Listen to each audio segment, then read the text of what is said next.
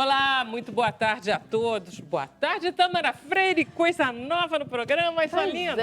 Boa tarde, Vera Barroso. Boa tarde a todos vocês que estão assistindo Sem Censura.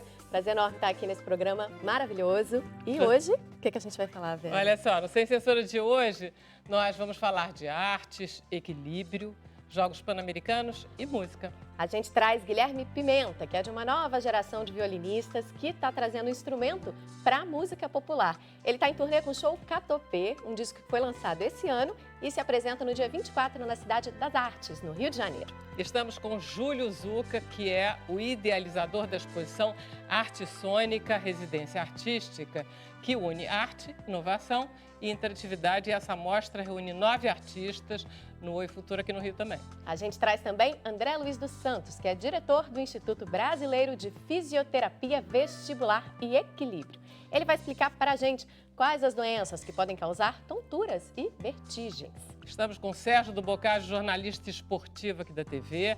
Ele vai falar sobre os Jogos Pan-Americanos de Lima, onde o Brasil fez a sua melhor campanha com 171 medalhas. E você é de casa, já sabe, está super convidado para participar do nosso programa. Você pode mandar sua mensagem pela nossa live no Facebook, também no Twitter com a hashtag Sem Censura ou pelo WhatsApp no número 21 99903 5329. Muito bom. Estamos, então... Prazer em tê-lo aqui, Guilherme. É um prazer enorme. Prazer é todo meu, gente. Obrigado. Estamos com o Pablo Arruda e com o Daniel Gans. O que vai ser, Guilherme? Vamos começar com uma música minha chamada Violino na Roda. E a sua, né? Isso. Vamos lá, então. Vamos lá. Quando vocês quiserem.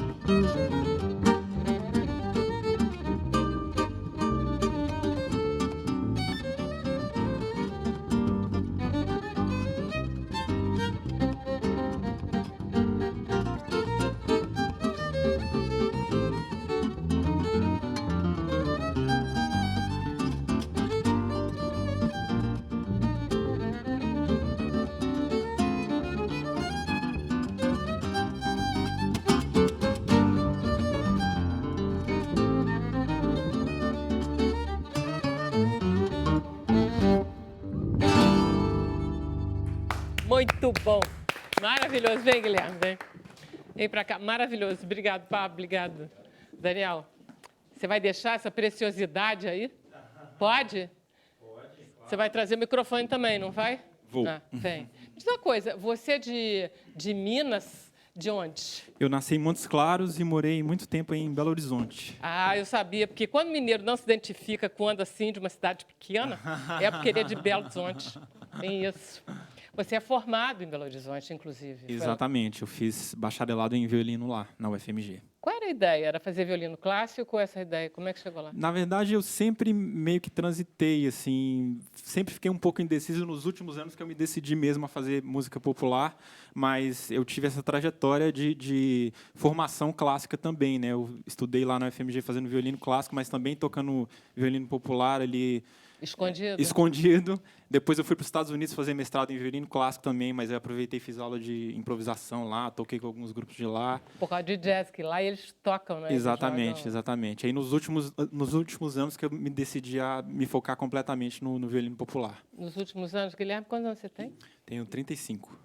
Ah, porque tem corpinho de 18. aí É só não- a cara engana.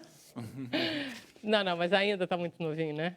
Ainda tem muitas coisas. Essa ideia de fazer violino é porque tua família é de músicos. Como é que é a tua ligação com a música? Na verdade, eu sou um pouco ovelha negra da família, assim. Não temos músicos na família. Eu Só tem engenheiro e advogado. É por aí. Diversas profissões, mas nenhum músico. Eu meio que comecei sozinho, assim, por interesse próprio. Na verdade, minha irmã tocou violão um tempinho lá na minha cidade, no interior de Minas. Tem conservatório estadual, né? Que é uma tradição Claro, muito comum em Montes Minas Claros Gerais e tal. Isso me incentivou a começar na música também, de ter esse tipo de ensino disponível, né?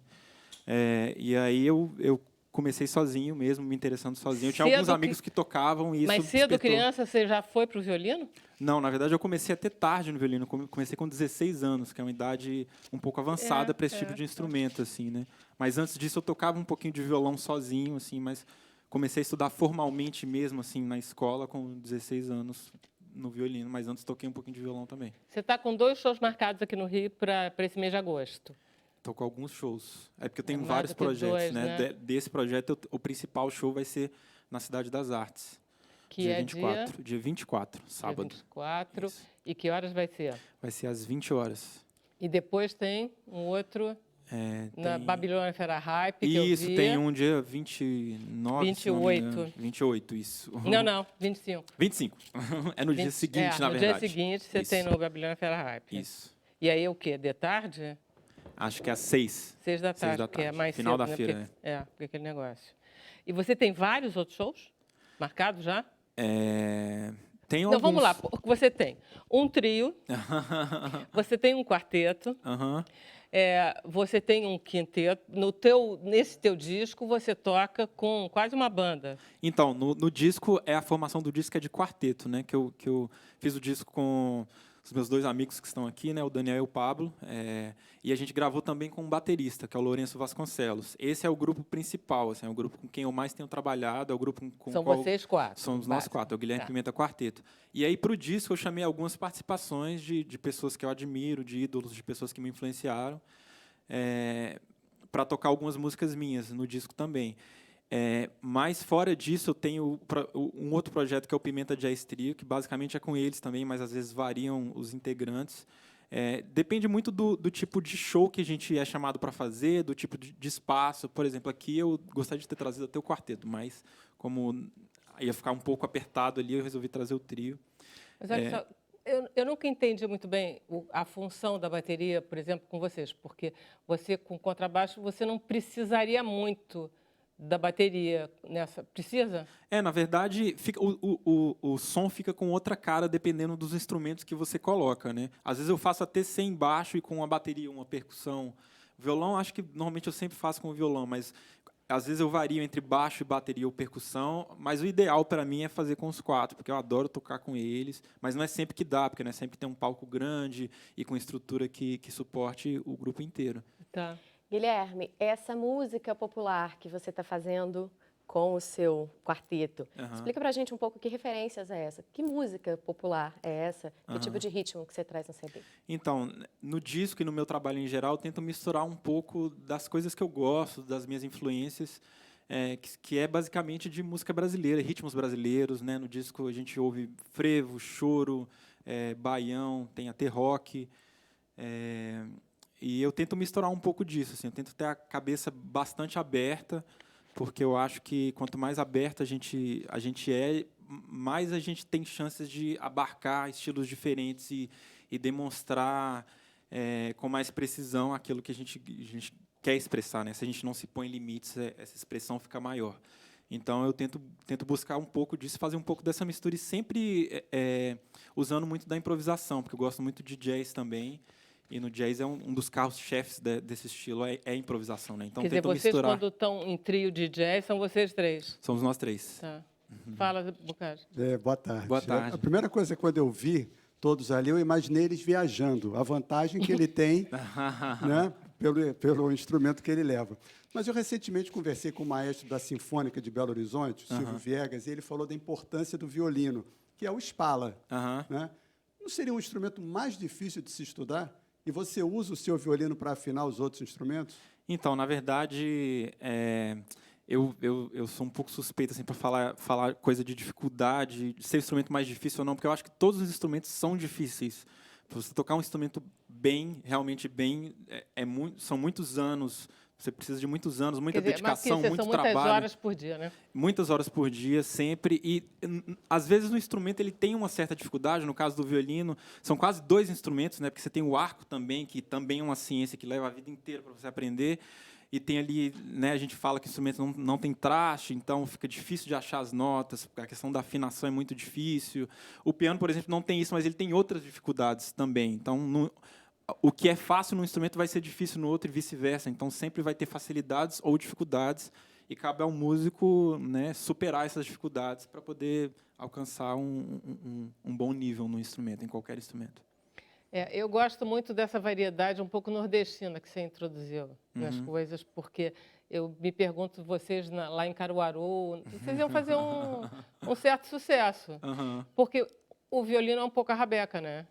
Exatamente. E você procura esse som um pouquinho, né? Procuro. Quando eu toco música nordestina, quando eu toco forró e quando eu componho forró também, eu tento aproximar o violino um pouco da rabeca. Eu fico até feliz assim quando no final do show alguém chega, é rabeca isso, né? Não, é violino. Porque eu acho que o violino popular, ele tem um pouco, os instrumentos que tocam música popular no geral, tocam jazz, tem essa capacidade de tentar emular outros instrumentos também, né? Aí, às vezes, quando a gente toca rock, também tenta fazer um pouquinho do som da guitarra ali parecido, coisas parecidas. Pegar essas coisas emprestadas, né? O jazz tem muito disso, de pegar elementos emprestados para si, para poder produzir a sua música. Eu estava vendo, de repente, ouvindo você hoje de manhã, de repente, ué, que é isso aqui? Que música, que som é esse? Não, é a sanfona do Marcelo Carlos, que aquilo isso. Não é sanfona, né? Aquilo é um acordeão de primeiríssima. É porque aí ficam instrumentos... Vocês são muito virtuosos todos. E aí fica tudo muito bonito. Vocês podem fazer qualquer ritmo, né? Isso. A ideia é essa. Então tá. Tâmara, mais alguma coisa? Então a gente vai tem uma relação especial com o Rio de Janeiro, pelo que eu vi no seu processo de composição desse disco, né? Exatamente. Na verdade, é um reflexo dos anos que eu passei aqui no Rio de Janeiro. Eu vim para cá no final de 2014, né? Então vai fazer 5 anos em setembro. E quando eu cheguei aqui, eu fiquei muito impressionado com a cena musical e com a variedade de estilos, né, disponíveis. Assim. Por exemplo, antes de eu me mudar para cá, eu não tocava forró. E aí aqui se toca muito forró, tem muito baile de forró e muitas pessoas boas tocando forró. Então, eu comecei a frequentar os bailes de forró e me apaixonar por esse estilo. E comecei a aprender forró e a compor no estilo do forró. Então, é um pouco reflexo dessa influência que o Rio teve em mim até então, de músicas que eu venho compondo desde que eu me mudei para cá. E o disco é um pouco sobre isso. Maravilha. Sempre consola, né? A gente ouvir falar bem do Rio. Obrigado, Guilherme. A gente vai fazer um intervalo rapidinho, a gente volta. Já, em um minutinho só.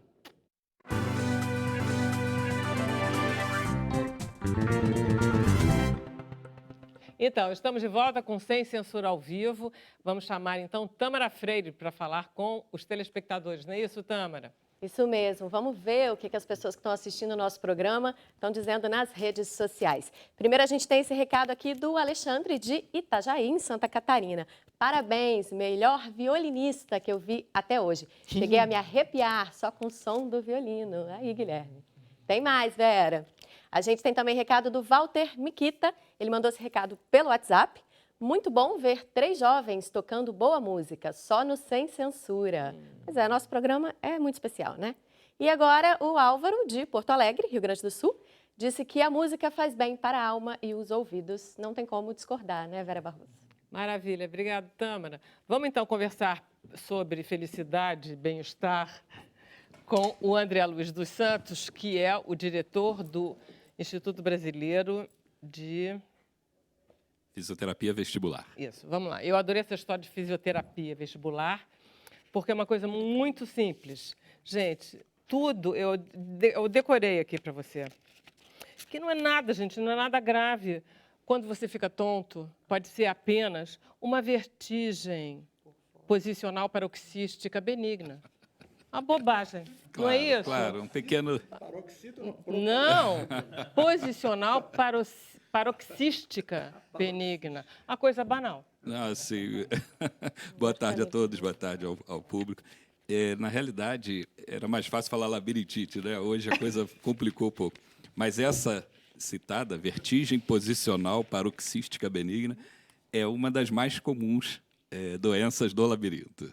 Aí chamamos de VPPB na intimidade, Bom, VPPB. vestibular não é aquela prova que a gente faz para entrar na faculdade. Vestibular é uma posição dentro do nosso ouvido. É uma região do labirinto, lá dentro do ouvido, né? ouvido. Aí é chamada vestíbulo, é uma câmarazinha onde tem uns cristalzinhos, por isso vestibular.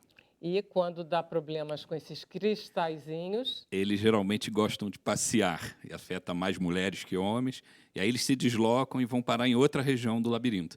E aí a pessoa sente o quê? Quando muda de posição, de sentada para deitada, tudo gira literalmente ao redor, que nem um carrossel. Nós tivemos um otorrino outro dia, tem uns 15 dias atrás, ele disse que a labirintite, 90% dela é emocional. Nós gostamos de atribuir ao emocional quando há uma certa dúvida que nessa área é muito grande, até porque é um órgão sensorial, né? Mas eu diria que o emocional ele é mais um gatilho do que causador de problemas. Tá. Então, me diga qual é a diferença entre ir a um médico, tomar remédio, essas coisas, e ir consultar, por exemplo, um fisioterapeuta sobre uma labirintite, é isso? Exato. Labirintite, 300 tipos, 2.000 causas aproximadamente. Então, a abordagem, uma vez que o labirinto se conecta com outros sistemas e órgãos do organismo, a abordagem é multidisciplinar. Então, naturalmente, a figura do médico é uma figura sempre muito importante na avaliação e na busca da causa. E no diagnóstico. E no diagnóstico. Esse diagnóstico, que ele se divide em vários tipos, muitas vezes fica um pouco difícil, porque, exemplo, você saber que a pessoa caiu, bateu a cabeça e deslocou cristais não se transforma num desafio. Mas quando essa pessoa amanhece e sente já a tontura, o que está acontecendo, aí, geralmente, essa busca diagnóstica ela fica um pouco mais ampla. Então, muitas vezes, nós tratamos sem o diagnóstico causal extremamente definido. Fala, Tama. E, doutor André, isso não está relacionado exatamente com a idade ou com a condição física da pessoa. Uma pessoa jovem, que tem boa saúde, mas que tem esses sintomas, também tem que procurar para saber se tem algum problema. Exato. Na realidade, pode acometer qualquer idade, né? A gente sabe que, além de afetar mais mulheres que homens, tende a piorar com a idade. Então, pode-se dizer que o idoso sofre mais com esses problemas. Mas temos muitas crianças com disfunção ou transtornos do labirinto, sim. E você Perdão. Não, pode fazer. E você citou, por exemplo, a pessoa ela já acorda com esse mal-estar. Que outros sinais de alerta que a gente pode ficar atento? Além da vertigem, que é a tontura que roda, que gira ao redor, você pode ter outros sintomas como zumbido ou também náusea, vômito, desequilíbrio. Tudo isso pode vir junto e durar alguns minutos ou horas. É bem incapacitante. É hereditário? Como? É hereditário? Sim, alguns casos você tem histórias familiares, né? Realmente há uma projeção para isso. Agora, hoje a gente vê muitas questões relacionadas a infecções ou doenças adquiridas, né? Mas é importante isso, lembrar que tem uma história familiar, você tem 5 vezes mais chance de ter um problema no labirinto. Uma coisa, está acontecendo atualmente no Rio de Janeiro, 15, 16, 17, um congresso. Exato. Estou presidindo um evento internacional, começa quinta-feira agora, dia 15, vai ser em Ipanema. E esse evento são 15 profissionais, sendo que 7 deles dos Estados Unidos, do México, da Argentina. E, mais interessante, quer dizer, todos ultra especialistas nessas áreas e são neurologistas, otorrinos, fisioterapeutas, fonoaudiólogos. Então, é um desafio de criar um evento multidisciplinar numa área em que, muitas vezes, esse paciente fica completamente perdido e tonto de não saber onde buscar, né? No seu caso, você é o quê? Eu sou fisioterapeuta vestibular. Tá. Atuo nessa área. Então, quem é que vai consultar? Você é uma pessoa... O paciente chega a você através de uma indicação do médico, é isso? Não necessariamente, né? A fisioterapia no Brasil ela tem uma autonomia. Então, esse paciente ele pode vir diretamente ao fisioterapeuta. Então, no meu caso, eu atendo pacientes oriundos do médico, do fonoaudiólogo e até indicado por outros pacientes. Tá. E você pode, então, uma pessoa com tontura pode chegar até você, na boa, não tem problema nenhum. A preocupação nossa, como profissionais de saúde, é sempre identificar, e aí precisa de treinamento para isso, a possível origem ou periférica do próprio labirinto ou central, que seja algum caso neurológico. Então, essa avaliação inicial nos permite entrar em comunicação com outro profissional. Tá, mas você é capaz de fazer essa avaliação? Sim, sem dúvida, sem dúvida. Sempre, necessariamente, tem uma avaliação inicial, funcional. Tá. Então vamos lá pelas duas. Tem 2 tipos de tontura. Exato. A primeira é essa que acordou de manhã tonta. Tem a rotatória e a não rotatória. A rotatória, vertigem, é o sinônimo, você vê girar ao seu redor. É aquela quando a gente bebe muito? É aquela? Essa? É possível, com causa Você conhecida. não bebe, né? Essa pode ser?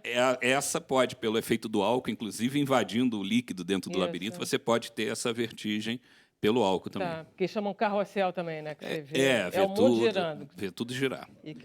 E tem a outra. A outra seria a não rotatória, ou podemos chamar também de instabilidade postural, desequilíbrio, Tipo- pressão na cabeça Tipo descer do navio e e ficar mareado. Eu gosto da palavra aquela mareado, que situação ajuda. quando Exato. Você desce do navio que você tá. Tem até a síndrome do desembarque, quer dizer, após o passeio de navio, a pessoa refere os sintomas. Eu tenho uma amiga minha que teve labirintite. E aí ela adorava que vinha o fisioterapeuta na casa dela, pegava a cabeça dela, Sim.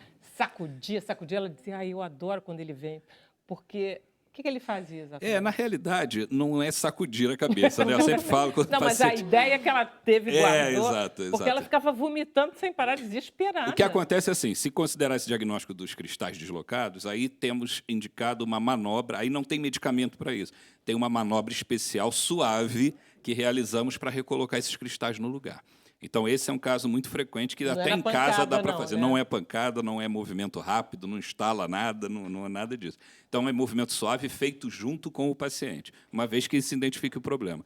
Agora, o outro tipo de tratamento seriam exercícios. Nós orientamos exercícios para movimento. Labirinto é um órgão de movimento, então tratá-lo em repouso e só medicamento não é o mais adequado. Entendi. A ideia justamente é essa, você Trazê-lo. tirar Perfeito. do medicamento. Exato, trazê-lo à sua função original. E aí esse tratamento essa pessoa tem que fazer pelo resto da vida, levar esses exercícios com uma rotina? Quanto mais cedo, melhor. Quer dizer, desde a fase aguda, o início dos sintomas, você entrar com a abordagem dentro da reabilitação, tanto no problema dos cristais como no dos exercícios, as hipofunções, você consegue um resultado mais satisfatório. Agora, a ideia, pode-se dizer que quando se indica exercícios, tem uma janela de tempo. Ideal, 3 meses, 2 meses e meio seguidos. Esse paciente é orientado a fazer em casa, inclusive. Então, não há necessidade de ficar ainda a consultório todo. Mas é importante que seja feito diariamente. Eu costumo dizer o seguinte, é de domingo a domingo. Um dia sem fazer, zera a contagem, tem que fazer tudo de novo. A pessoa consegue fazer sozinha em casa. A maior parte dos exercícios, sim. Agora, quando entra desequilíbrio, que corre risco de cair, aí a supervisão do fisioterapeuta fica mais indicada. De qualquer maneira, em 3 meses a pessoa readquire. Nesses casos que não tem cristais fora do lugar, a pessoa, com os exercícios, motivada a isso, em 3 meses esses sintomas vão desaparecendo. Tá bom. A gente tem aqui pessoas com profissões diferentes. Algumas dessas profissões são mais propensas ou não? O negócio é mulher velha, porque é sempre assim, né? Mulher velha tem tudo. Todas as desvantagens. Ao olhar uma população de cara, a gente já sabe que mais mulheres que homens, né? Mas existem algumas profissões que podem exigir um pouco mais aí do labirinto, né? Como aqui talvez não tanto. Não, mas ele tem uma posição muito problemática em relação à espinha. Olha só, No próprio isso aqui é violino. muito tenso. Imaginando que a suposta causa que seria da cervical, isso nós sabemos hoje que não Não tem nada tanto a ver. para dor como para usar o celular, etc., como para labirinto não é causador Tá. principal, não. A coluna passa a ser mais vítima do problema do labirinto do que causadora. Então você está livre de um problema, você vai ter outro da coluna. Eu sou surdo desse ouvido. Eu Total? perdi. Não.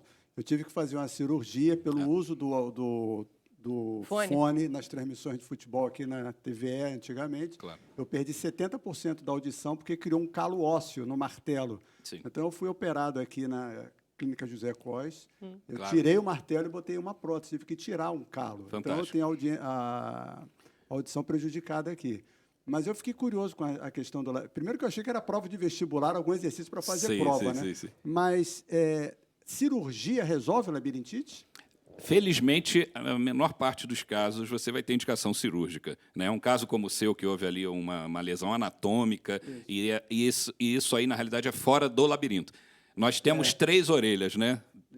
O brinco é que é quase um ET. 3 orelhas de cada lado. Externa, a média, que estaria aí nesses ossículos, e a interna, que é sinônimo de labirinto. Então, problemas do labirinto em si dificilmente tem uma indicação cirúrgica. A não ser que tenha um diagnóstico de um tumor benigno do nervo do labirinto, aí muitas vezes pode evoluir para a cirurgia. Mas, felizmente, no campo de tonturas, a indicação de cirurgia é mínima. Pela tua prática, esse diagnóstico do emocional bate?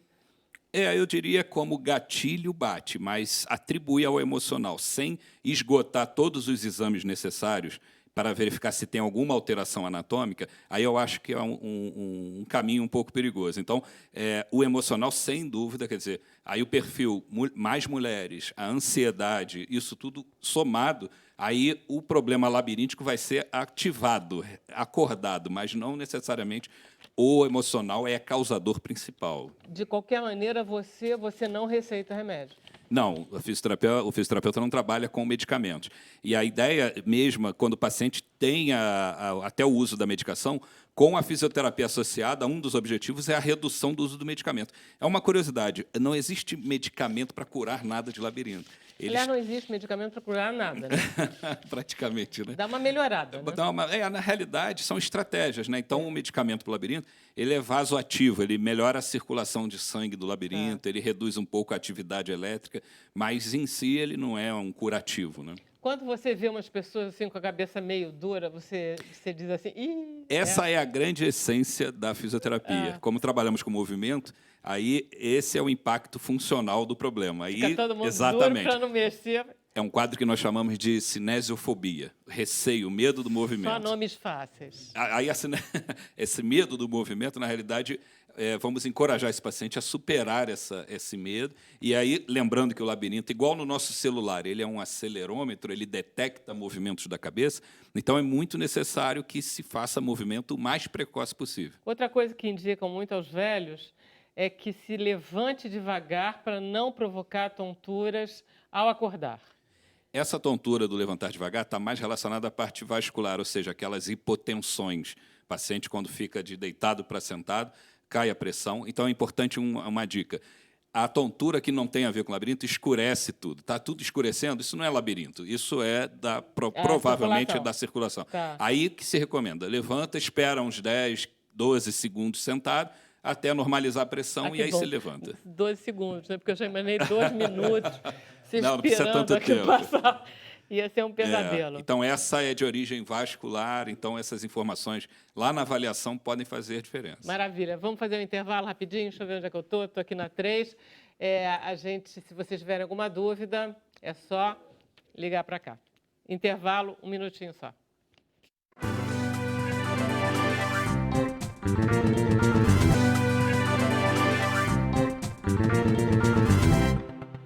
Estamos de volta com o Sem Censura ao Vivo. A gente vai conversar um pouquinho agora com o Júlio Zucca, que é idealizador de uma exposição, que é essa daqui, a Arte Sônica Residência Artística, que está lá no Oi Futuro.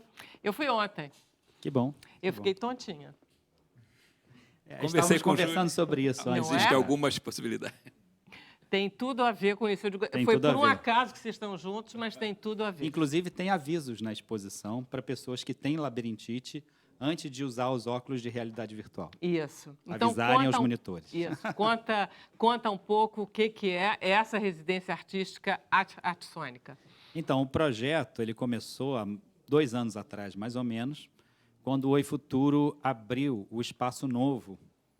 Depois que fechou o Oi Futuro Ipanema, o Centro Cultural deles em Ipanema, eles abriram um espaço novo, que é o Espaço Lab Sônica, pertinho do Centro Cultural onde está a exposição. E lá nesse espaço tem um estúdio de gravação, um espaço para palestras, para apresentações, um espaço de convivência. E, na época, eu perguntei para as pessoas lá do Oi Futuro, os gestores do espaço, vocês vão abrir um espaço desses sem uma programação? O que a gente pode pensar para, quando o espaço abrir, já ter algum projeto acontecendo? E foi assim que surgiu o Arte Sônica. A gente está exibindo já algumas coisas dessa exposição, que foi uma ideia sua e que vocês fizeram... Vocês lançaram ano passado, né? 9 artistas que conseguiram fazer essa residência e que estão apresentando o resultado agora. Isso, exatamente. A residência, ela está acontecendo há 1 ano. Tá. Cada artistas do Brasil inteiro foram selecionados por uma comissão de jurados, mandaram suas propostas através de um site que a gente abriu na internet para isso. E a gente contratou uma comissão de 5 pessoas independentes para dar nota a essas propostas. Maravilha. E a gente escolheu esses artistas de várias áreas e várias linhas de pesquisa, sempre unindo arte e tecnologia. Ótimo. Então, dá uns exemplos, porque eu fui lá ontem e eu não sabia o que esperar, mas tem, por exemplo, vamos lá, tem uma coisa que fez muito sucesso na exposição, logo no início, que foi a da Kuttner. Clara Kuttner. Da Bel. Da Clara Bel. Clara é irmã da Bel. Pois é. A Clara Kuttner, que é artista. O que ela fez? Então, ela veio com uma pesquisa. Antes de falar do trabalho da Clara, só rapidinho, todos esses trabalhos, eles são frutos de uma pesquisa. Na verdade, nem frutos não são momentos de uma pesquisa. Esse é o conceito da exposição. A exposição trata ali de pesquisas e investigações artísticas. E a Clara veio para pesquisar como que pessoas surdas conseguiam dançar sem ouvir a música. Claro. Como é que elas conseguem marcar o momento da música e no caso dela, que faz dança flamenca, que é bem marcada, como é que pessoas surdas têm a capacidade de dançar? E ela descobriu nas pesquisas dela que é através da vibração dos sons graves da música. As notas graves chegam para as pessoas surdas através da vibração no corpo. Elas ouvem sem os ouvidos, através do sentido, sentindo a vibração no seu corpo. E ela pensou em fazer um experimento para mostrar para pessoas de todos os tipos, ouvintes e não ouvintes, como é que isso funciona. Então, o visitante chega na exposição, tira os sapatos, sobe numa plataforma, onde tem elementos vibradores, que chamam bass shakers, embaixo da plataforma, um vibrador em cada mão e uma mochila com um vibrador nas costas. Começa um vídeo mostrando como é que os instrumentos vibram nesses bass shakers. Cada vibrador é um instrumento e a pessoa vai entendendo como que a vibração chega sem você ter que escutar. Outra coisa, você está de fone, em tese, para não ouvir. Para simular o mais próximo possível a situação de uma pessoa surda. Isso. E aí é muito interessante, fica todo mundo louco, porque você não ouve. Não, e você percebe claramente, é muito intuitivo, como que uma pessoa que não está escutando a música tem o ritmo da música. Exatamente, é muito bonito. E eu estou ouvindo isso, e aí a gente percebe como a natureza é brilhante, né? Porque, queira ou não, você consegue ouvir, mas o surdo não ouve mesmo, então ele sente do corpo. É a natureza dele que faz com que essa sensibilidade seja muito mais não, e ampliada, a gente sente, a gente tem essa capacidade de sentir pelo chão e tal. Uma que eu adorei, queria que você explicasse, é a da Luísa Guimarães, que é do cérebro, que ela mapeou o cérebro, sinapses, todo o cérebro, funcionamento elétrico, e juntou isso com som e imagem. Isso é muito bom. A pesquisa dela, já há muitos anos que ela vem desenvolvendo essas pesquisas, e ela retomou esse trabalho pela oportunidade do Arte Sônica, em transformar ressonâncias magnéticas de cérebro em sons e imagens. Ela usou algoritmos e programas e estudos. Ela trabalhou junto com um argentino, que é professor da Universidade do Canadá, que desenvolveu um sistema, um software, que consegue transformar os dados médicos e científicos de uma ressonância magnética em partituras musicais. Não exatamente música, mas é uma tentativa de chegar a uma sonoridade. Tem uma sonoridade interessante. E aí, como é que ela armou? Exatamente. E ela transformou também isso em imagens artísticas, representações artísticas do que seriam as áreas do cérebro internas, né, que expressam cada emoção ou cada função do cérebro. Ela transformou só em imagem e som. Ela conseguiu fazer isso. Ela transformou ressonâncias magnéticas em imagem e som. Então, na exposição, você vê um vídeo onde tem os neurônios e uma representação artística do cérebro, e ouve os sons que foram transformados das ressonâncias que estão ali expostas na parede de vidro da sala dela em sons. É muito interessante. Aí tem uma outra coisa muito bacana, que tem uma sala que tem uma cadeira de massagem, mas, enfim, que fica lá vibrando, dependendo do... Você toca lá e... mais, essa pesquisa menos. do Yuri Bruschi, né, que é um pesquisador que está fazendo mestrado na UFPE, na Universidade de Pernambuco, ele veio de Pernambuco, é parecida com a da Clara Kuttner. Também fala da escuta através do corpo, sem usar os ouvidos. Chama Heterotopia, a pesquisa dele, e ele propôs que as pessoas percebessem sons através de uma cadeira de massagem. Então, ele gravou sons pela cidade do Rio. A residência dele consistiu nisso, dele visitando vários lugares, Central do Brasil, Praia de Copacabana, Avenida Rio Branco, Floresta da Tijuca, à noite. Ele visitou vários lugares com o gravador dele de mão e gravou sons pela cidade. E, através de um software que ele criou também, um programa, entre aspas, ele hackeou a cadeira de massagem comprada na loja e fez com que os movimentos do motor da cadeira respondessem a esses sons urbanos que ele captou. Ouvir. Então, cada faixa de som gravada na cidade corresponde a um tipo de massagem diferente da cadeira de massagem. O que ele quis mostrar aí, a pesquisa dele lá no mestrado na UFPE, é exatamente isso, que é possível você estimular o corpo em sentidos que não o auditivo para transmitir o som de uma pessoa. Tem várias instalações a respeito de quilombos, tem instalação a respeito históricas, porque tem o desmonte do Monte Castelo, tem uma pesquisa sobre a barragem de Belo Monte, lá no norte do país, tem muita coisa que aborda o Brasil inteiro, e tem uma viagem por uma favela do Rio de Janeiro, que, se não me engano, é Rio das Pedras, né? Tem a viagem no chão, ou seja, você põe um óculos de realidade virtual e você vai andando, vira para cá, daria tonteira, mas não dá, não. Na realidade, me permite, eu estava aqui ouvindo, né, a explicação do Júlio, esses estudos também, o labirinto divide a sua função entre a audição e a sensação do equilíbrio. E aí existem estudos na NASA e na Força Aérea Americana de macacões que o piloto de caça usa para ter referência quando vibra da posição que o avião de caça está. Que legal. Então, praticamente o mesmo caminho, né? Agora, nós somos um laboratório de sensações e que estão sendo explorados. A gente pode aproveitar essas coisas todas. Aí tem, que foi a parte mais complicada da minha experiência, que foi pôr o óculos virtual e andar de helicóptero. Esse é um trabalho da Manaíra. Quase caindo. Você anda quase, você olha assim. Eu comecei a suar.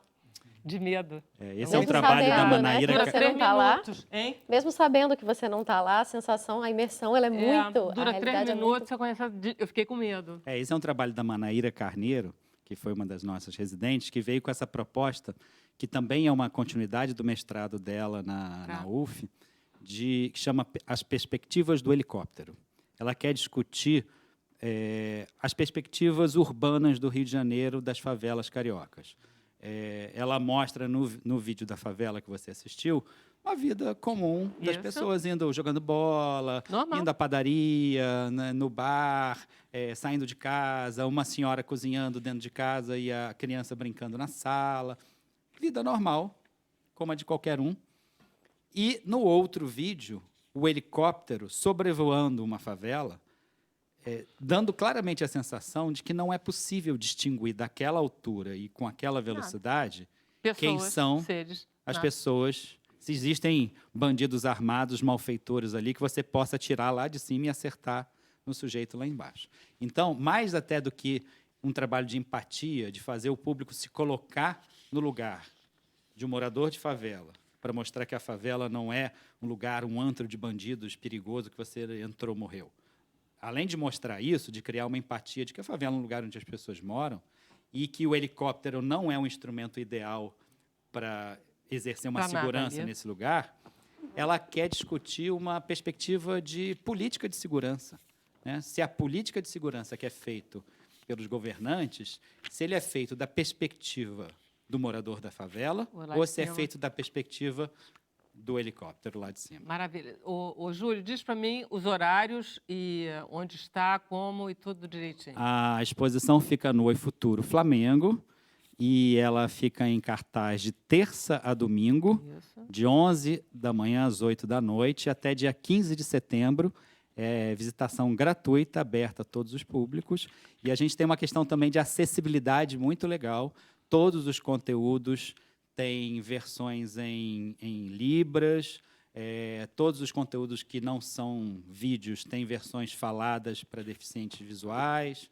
Então, É uma a gente delícia a exposição. é uma O Oi exposição Futuro é um lugar bacana, é moderno. super acessível, super convidativo, e eu convido todos a irem lá visitar a nossa Maravilha. exposição. Júlio, depois no intervalo a gente vai falar sobre o Levado um pouquinho, mas agora a gente vai conversar um pouco com o Sérgio do Boccagi Vamos. sobre essa maravilhosa, magnífica atuação histórica. Que tal? A O gente Brasil pode no até- PAN. A gente pode até dividir. Voltando aqui só um tempinho, da ressonância magnética, eu acho que ele começou a compor uma música. Vai ser Não dá ou ótimo. não dá? Vai ser O ótimo. som da ressonância, transformar Ele em já- violino. aquilo vai ficar bonito. Ele estava ali Tem a pensando, o ver. outro começou a bater, Tem a ver. enfim. Vamos lá. 50, eu tenho que ler, porque é muito número e, sem dúvida alguma, o desempenho do Brasil foi brilhante, né? Foi o melhor desempenho do Da esporte história. brasileiro na história. Superou o Pan-Americano de 2007, que foi aqui no Rio de Janeiro. O Brasil conseguiu superar. No total, foram 55 ouros. No Pan de 2007, haviam sido 52. 45 pratas e 71 bronzes. 171 medalhas, superando as 157 do Rio de Janeiro. E Diga. outra coisa, o Brasil está em segundo lugar, ou seja, Pan-Americano é o continente Isso, americano. ou seja, Canadá e Estados Unidos, que são feras em esporte, que tem Sim. muito mais Estados investimento do que a gente. A gente considera assim, qual o melhor jogador do mundo? Pelé. Não, Pelé não conta. Depois do Pelé. Aí vai É os Estados Unidos no PAN.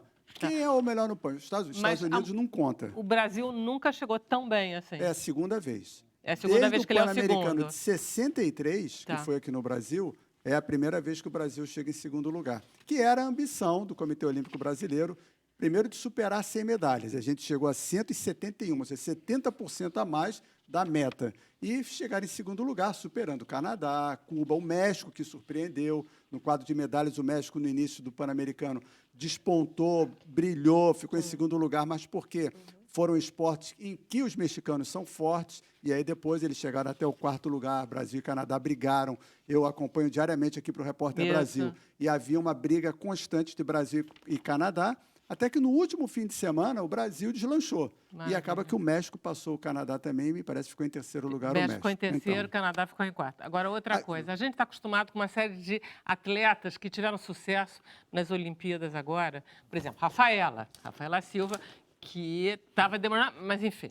A gente tem, sei lá, o pessoal da natação, 10 tem o medalhas. pessoal Da da vela. Isso tudo são pessoas que a gente até que espera que eles façam. Teve surpresas? Teve gente que Teve. você disse, ué, teve surpresa. Esportes. O menino do badminton, por exemplo, que foi o Igor, ele é Igor, filho tá do Igor Coelho do badminton. Ele é filho do Sebastião, ele teve aqui o Sebastião. Então, ele é foi incrível. uma surpresa, Foi uma que é um surpresa. esporte que a gente não tem tradição alguma, Isso. e ele conquistou uma medalha de ouro. Legal. Né? Na vela, os irmãos Grael sempre são esperados pela história do pai, né? Do irmão, Isso, Lars também. Mas ganharam medalhas de ouro e despontam aí como promessas. E o triatlon foi uma outra situação que também chamou a atenção, porque os 4 atletas são jovens. São a Luísa Batista, a Vitória Lopes, o Manuel Messias e o Cauê Willy. Levaram 4 medalhas para o Brasil, trouxeram, no caso. Né? Então, foi um desempenho bastante agradável. Tivemos surf, né? Que também fomos bem, diga. E, Fala. Boccagi, a gente fica sempre de olho no Pan-Americano para ver quem vai despontar para as Olimpíadas, né? Isso. Quem que a gente tem aí que é para ficar de olho, que provavelmente é promessa de medalha para a gente nos Então, próximos Jogos? o outro resultado que chamou a atenção foi exatamente esse. O Brasil conquistou 29 vagas para os Jogos de Tóquio. São 29, exatamente, 29 vagas em 9 esportes. Então, o Brasil já tem 104 atletas garantidos nos Jogos de Tóquio do ano que Futebol vem. foi o último, né? O futebol nem jogou. Nem jogou? Esse que Nem foi precisou? o feio do Brasil no PAN. Nem- Não, o feio do Brasil no PAN é que o futebol nem masculino nem feminino se classificou. Caramba! Não estivemos no PAN. Isso é, assim, é Caramba. muito feio. É. Né? Então, isso, na verdade, o que brilhou para o Brasil mais ainda foram os esportes individuais, porque no esporte coletivo nós não tivemos representantes no basquete masculino e, aliás, o basquete feminino foi o que mais brilhou. 28 anos depois conquistamos a medalha de ouro, as meninas...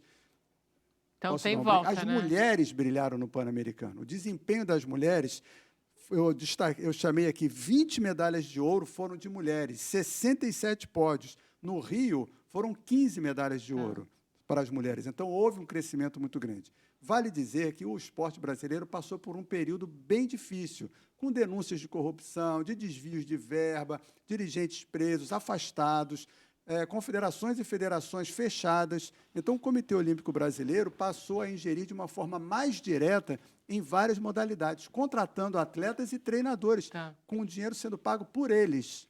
E por que ele fez isso? Existe a Lei Piva, que é de verbas para as confederações, e o COB exigiu que cada confederação ou entidade use apenas 20% dessas verbas em custos administrativos, de forma que os outros 80% vão para o esporte. E, com isso, a gente conseguiu, mediante já desempenho da Rio 2016, muita gente veio a partir daí, outros surgiram depois da Rio 2016. Então, a gente pode dizer que houve, sim, um pequeno legado demonstrado agora nos Jogos de Lima. Eu estava vendo uma matéria sobre bolsas atletas, ou seja, Isso. as bolsas, os atletas bolsistas foram maioria nessas medalhas. Ou seja, 82%. com um investimento de 15 milhões apenas, o Brasil conseguiu, sei lá, 95 medalhas Então, desses atletas, o que é extraordinário. Ou seja, que o esporte é um investimento seguro e até relativamente barato, é isso? Esse Bolsa Atleta é um programa da Secretaria Especial do Esporte do Ministério da Cidadania. Isso. 82% dos medalhistas são ligados ao Bolsa Atleta. A gente tem que destacar alguns clubes, o Pinheiro de São Paulo, o Flamengo no Rio de Janeiro, e as Forças Armadas também dão um incentivo muito grande para diversas modalidades. Não há como não querer dizer isso. Tá. Né? E me diz uma coisa, eu vi uma modalidade, você conhece a modalidade chamada fronton? Nunca ouvi. Fronton estava lá, eu li, estava escrito fronton. Eu digo, não, só Sérgio do Bocage deve saber o que é isso. Eu não Você faz conheço uma pesquisa fronton. para mim, pelo amor de Faço, vou Deus. pesquisar daqui Porque a o resto, pouquinho. rugby sevens, tudo bem, que eu digo, deve ser um rugby de 7. Mas Isso. fronton eu não conseguia. O fronton, eu te confesso que eu Ah, não que conheço. bom, Sérgio, que fico bom. feliz com isso. Muito Estamos obrigada. solidários, né? É que nem o paroxítono. Não, é paroxística. Paroxístico. Paroxítono Isso. é a palavra. Então, enfim. agora, quanto ao que a Tâmara me perguntou, dois atletas teriam ganho medalha na Rio 2016 com resultados que eles obtiveram lá. O Darlan Romani, no arremesso de peso, ele seria medalha de prata na Olimpíada pelo tempo, pela distância que ele atingiu com o peso. E a outra menina foi a do atletismo, está aqui, é muita gente, né? Foi a Andressa Moraes no lançamento do disco, 65 metros e 60. Ela também teria medalha no Rio 2016. Então, para você ver como evoluiu o esporte em algumas modalidades. Tem uma coisa linda, que é a menina do Pará, paraense, que é de origem indígena e que no tiro ao arco ganhou medalha, também medalhou. Então, assim, várias modalidades surgiram agora no PAN e que nos dão uma perspectiva de resultado melhor. Lembro ainda, o objetivo do Brasil é superar 13 esportes com medalhas no ano que vem, em Tóquio. A gente tem o surf, tem o skate, tem o karatê, que entram nos Jogos Pan-Americanos. O skate ia entrar no Pan de Lima, entrar e não entrou, né? E saiu na última hora. Então, a gente tem essa possibilidade, tem essa ambição. O COB ainda não quis antecipar nenhuma previsão para os Jogos de Tóquio, porque ainda temos alguns mundiais a serem disputados. O handebol masculino, que não se classificou, pode ser que consiga uma vaga através do pré-olímpico, como, aliás, o vôlei ontem foi fantástico. Né? O vôlei ontem foi no pré-olímpico na Bulgária, perdendo por 2-0 para os búlgaros em Varna, pressão total, o Brasil perdendo o terceiro set, virou 32-30, um set que deveria terminar no 25, né? Foi a 32-30. Maravilha. Ganhou o quarto set, ganhou Ganhou. o tie-break e se classificou para a Maravilha. Olimpíada. Agora, os Jogos Pan-Paralímpicos começaram agora. Não, começam ainda. Vão começar. Tem um intervalo ainda de 15 dias, né? 14, 15 E o Brasil dias. vai se sair E o bem Brasil- também. Sim, o Brasil tem um histórico nos Jogos Paralímpicos e Parapan superior. O Brasil é top nos Jogos Paralímpicos e no Isso. Parapan. E o objetivo também é ficar nessa situação. Temos muitos atletas de natação, de atletismo, enfim. O Brasil tem uma perspectiva ainda melhor no Parapan e nós teremos um repórter lá, o Juliano Justo, vai acompanhar para a gente, vai estar lá em Lima acompanhando o Parapan. Eu soube que... Eu estava lendo hoje que a Rafaela Silva, porque a Rafaela é uma querida, então eu estava vendo que ela pediu para, no encerramento, ela ser a porta-bandeira do Brasil, que ela, sonho da vida dela, que ela nunca tinha conseguido ser a porta-bandeira no Do final PAN. do desfile agora, Do e que PAN. ela conseguiu, e que as meninas da vela... As meninas da vela, deixaram, Martinha. não, tudo bem, vai, Rafaela, Até porque vai. elas já tinham ido, né? E elas iam fazer de novo, e aí disseram, Pois é. tudo bem. Então, a Rafaela Silva, que é campeã olímpica mundial, é outra possibilidade de Promessa. medalha para a gente, da mesma forma que a Mayra Guiar, também judoca, que ganhou medalha de ouro, só que ela é de um peso a mais. O Isaquias Queiroz é o nosso canoísta, que ganhou 3 medalhas aqui, ganhou uma só lá, mas de qualquer forma. Mas ele estava com cotado. o parceiro passando mal também, Não, né? passando mal não, passou muito mal, teve de ser levado para o hospital, teve um problema cardíaco, enfim, foi um susto grande no meio da competição. Quem brilhou muito, um pouco antes do PAN e também no PAN, no Mundial, é a Ana Marcela Cunha, aquela menina que nada 25 quilômetros em mar aberto. Imagina isso. E ela ganhou a medalha de ouro nos 10 quilômetros. Ela nada 5, 10 e 25. 25 quilômetros no mar são 5 horas nadando. Eu estava aqui trabalhando, aí fiquei atento, né, na Ana Marcela. Aí, quando fui ver, ela ainda estava nadando. Eu fui ver, ela ainda estava nadando. Cheguei em casa, ela ainda estava nadando. Caramba. Não ri, não.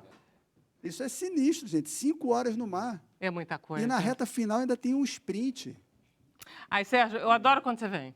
Eu também. É muito legal. Eu tô sempre aqui Vem, pertinho. não, e depois é sempre... Ele é gentil, né? Porque a gente diz assim, Sérgio, pode? Posso. Valeu, muito É bom. só ligar. Tâmara, vamos terminar o programa? Vamos. Temos interatividade depois, né? Temos nossa parte na internet, exclusiva na internet. E daqui Aí a pouquinho a gente traz as perguntas dos nossos Maravilha. telespectadores. Então tá, então a gente pede para o Guilherme terminar o programa. Fala, Eu só Guilherme. queria completar que ele falou ali de lançamento de disco, é um esporte que eu estou praticando também, que eu estou fazendo o lançamento do meu disco. Vamos Eu achei que lançar. você já tinha feito em maio o disco.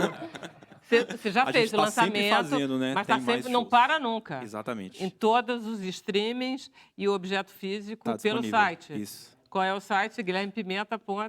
.com. Tá bom. Medalha de ouro. Medalha de ouro. Guilherme, muito bom. O que vai ser agora?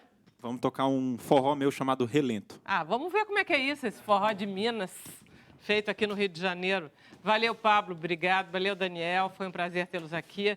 A gente agradece a presença de vocês todos, obrigada.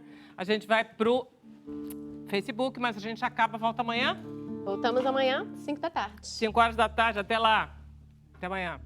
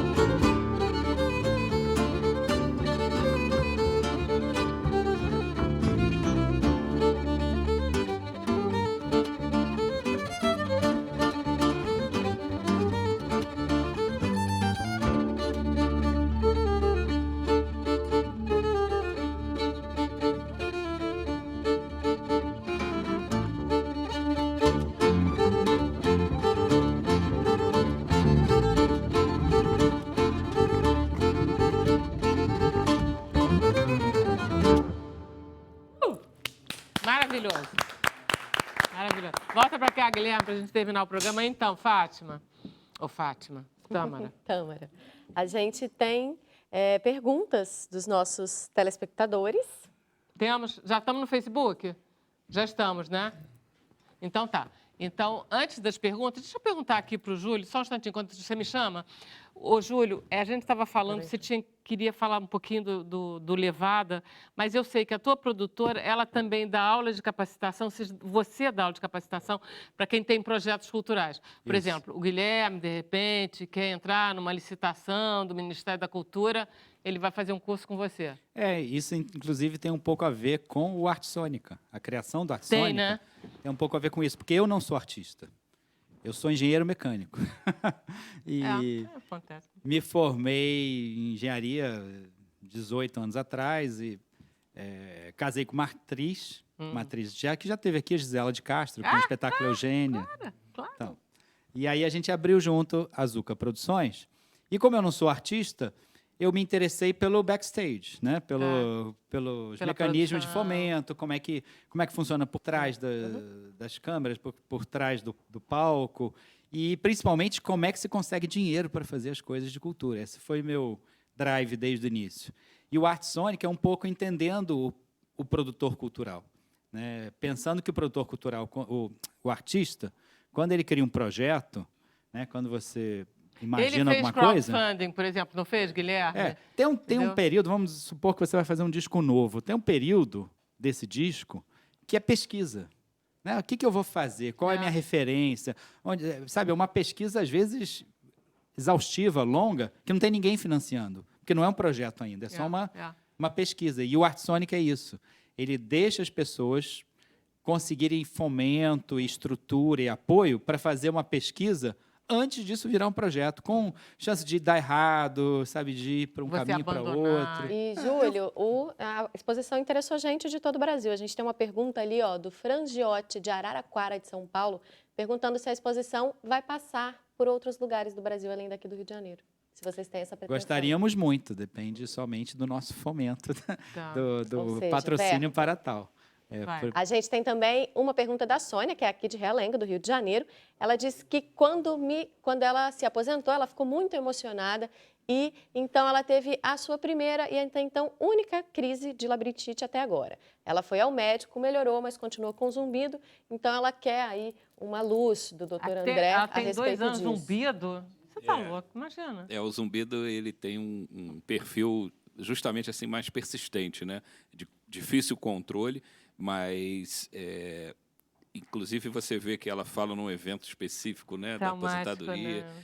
e muitas vezes, quer dizer, necessita de investigação ampla. 90% dos pacientes com zumbido têm perda auditiva associada.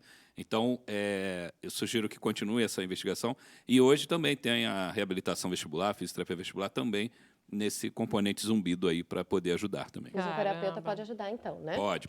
Aí, a gente continua aqui com o Dr. André. A Ângela Miguel, de Niterói, perguntou: o meu ouvido parece que tem água dentro e faz um barulho estranho. Pode ser o labirinto? Pode ser algum comprometimento do labirinto. Agora, é importante essa avaliação, e especialmente com o médico otorrino, né, para verificar se tem algum corpo estranho ou alguma inflamação inicial para esse tipo de crise aí, dessa queixa. Né? A gente tem também mais uma pergunta para o Dr. André. Estou em crise de hérnia de disco cervical com muita tonteira. Faltou Tem uma a ver galha, ou né? não? Todo mundo aproveitando para saber se vai para o médico ou não vai. Né, É André? verdade. Maria do Carmo, não vejo uma relação direta, não. Imagina-se que Não, porque você... você falou em cervical, porque a gente está falando do Isso. Guilherme. Aí ela, Isso, de fez. repente... Exatamente, ela fez essa conjunção. Claro que é importante tratar, né, dessa coluna cervical e tudo, mas não necessariamente a tontura vem dali. Então, muitas vezes o tratamento é conjunto. Tratar a cervical, mas também Pode verificar estar com o as que tá. duas coisas, Pode estar não com é as duas isso? coisas. Claro. É A sempre importante. Cibele Gontijo, por exemplo, quer saber se a tontura atrapalha a dirigir.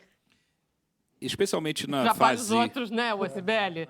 Que realmente você olha para cá, Por vai para lá, precaução, tão melhor perdido. não, né? Por precaução, especialmente na fase inicial da crise, é melhor evitar dirigir, especialmente à noite. Agora, a Leila quer saber do tratamento pós uma cirurgia. A pessoa que fica com esse medo do movimento, como o senhor comentou, como fazer para essa pessoa aceitar fazer esse tratamento com o fisioterapeuta, inclusive? O aceite e faça a fisioterapia. Na realidade, Leila, a cirurgia não é a solução final. Ela pode resolver aí dentro do teu diagnóstico, mas, como eu falei antes, o labirinto é um órgão de movimento e, comparando com o músculo, necessita de movimento para se manter funcionante e sem sintomas. Então, Acho que o argumento é pela qualidade de vida, né, doutor? exatamente. Essa pessoa vai viver melhor, então é melhor que ela Exatamente. faça, né? Tem que reativá-la através dos movimentos. Perfeito. Mas o Essa que era... é impressionante, né? Que tem muita gente fazendo consulta, né? Sim, pois é, as pessoas estão aproveitando, né, para tirar a dúvida, saber se procura o médico ou não. 10% da população mundial sofre de tontura. Então, é um número enorme, Expressivo. gigantesco, expressivo. E o que eu percebo no dia a dia da clínica, justamente, é que são pacientes submetidos a exames desnecessários, gastando, em média, fazendo uma alusão a estudos internacionais, $2.000 por investigação, o que poderia ser reduzido através de um exame clínico mais detalhado. 90% dos diagnósticos são ali na conversa com o paciente e com testes na clínica. Não necessariamente depende de exames complementares. Então, a Maravilha. resposta, no fim das contas, para todo mundo é procure um profissional. Procure um profissional Para ter certeza. para ter certeza do que está acontecendo, e especialmente a equipe multidisciplinar pode ajudar bastante. Ou seja, a tontura tem cura, tem como solucionar. Não Tomara. precisa ficar... Deixa eu só passar a palavra para o Sérgio, últimas palavras. Não, para o Júlio, é que você falou que na exposição são projetos, né? Esses projetos podem se transformar em algo.